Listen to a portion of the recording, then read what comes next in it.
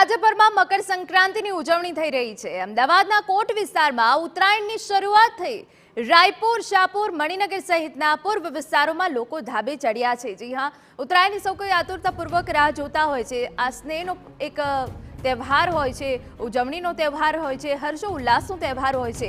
ત્યારે આપણે જણાવી દઈએ કે જ્યાં પૂર્વ વિસ્તારમાં લોકો ધાબે ચડ્યા છે અને રાહ જોતા હોય છે ઉત્તરાયણની, અને પતંગ ચગાવવાનો લોકોમાં ખૂબ મોટો ક્રેઝ જોવા મળતો હોય છે। લોકો ડીજેના તાલે ઝૂમી ઉઠતા હોય છે, ત્યારે વહેલી સવારે જ લોકો ધાબા પર ચડ્યા હોવાની વિગત।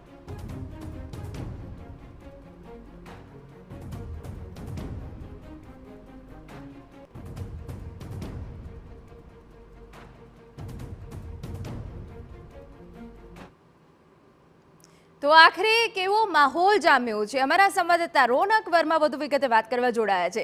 રોનક, આજે તો વહેલી સવારથી અમદાવાદમાં કડકડતી ઠંડી પડી રહી છે, પરંતુ પતંગ રસિકો વહેલી સવારથી ધાબા પર ચડી ગયા છે। શું માહોલ આપ જોઈ રહ્યા છો?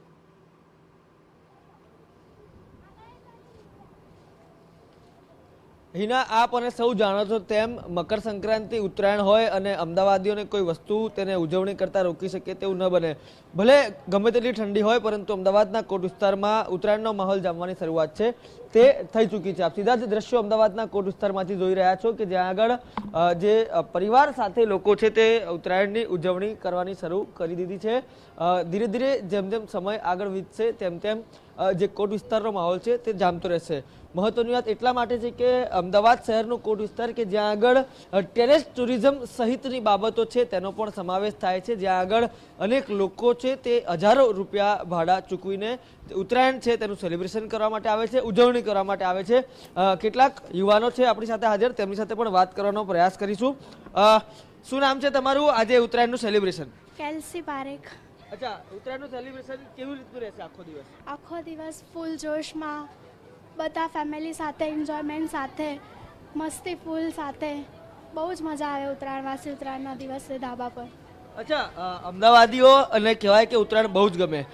આજે અને આવતીકાલે આખો દિવસ કેવી રીતનું સેલિબ્રેશન કરવામાં આવશે? શું શું એન્જોયમેન્ટ કરવામાં આવશે? આખો દિવસ છે સવારથી ફેમિલી સાથે નાસ્તો, એન્જોયમેન્ટ, રાત્રે ડીજે પાર્ટી, ગરબા, જે નવરાત્રિ હોય છે ગુજરાતીઓનું ગરબા, પછી રાત્રે પતંગબાજી ને બધું ફૂલ જોશમાં કરવામાં આવે છે વિથ ફેમિલી સાથે। અચ્છા, અમદાવાદીઓની સાંજની ઉત્તરાયણ કેવી હોય છે? કેવી રીતે સાંજે સેલિબ્રેટ કરે? ઉત્તરાયણમાં જે ફટાકડાનો એનો જે માહોલ હોય છે એ આખો જોવાલાયક અલગ જ હોય છે।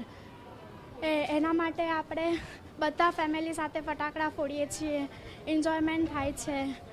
આ હતો યુવા એક્સપિરિયન્સ। હવે તમને અનુભવી એક્સપિરિયન્સ પણ કહીએ। કેટલા વર્ષથી તમે અમદાવાદની ઉત્તરાયણ સેલિબ્રેટ કરો છો? ઓછામાં ઓછા 52 વર્ષથી હું ધાબા ઉપર જ હોઉં છું, સવારથી સાંજ। શું વિશેષતા અમદાવાદની? અમદાવાદની વિશેષતા એક જ, બસ ખાઓ પીઓ અને પતંગ ચડાવો, બીજું કાંઈ નહીં। આપણે જોયું, ખાઓ પીઓ, પતંગ ચડાવો, મજા કરો। યુવા હોય કે અનુભવી હોય, તમામ લોકો આજે અને આવતીકાલે આ જ પ્રકારે ઉત્તરાયણની, મકર સંક્રાંતિની ઉજવણી છે તે પોતાના પરિજનો અને સ્વજનો સાથે કરશે।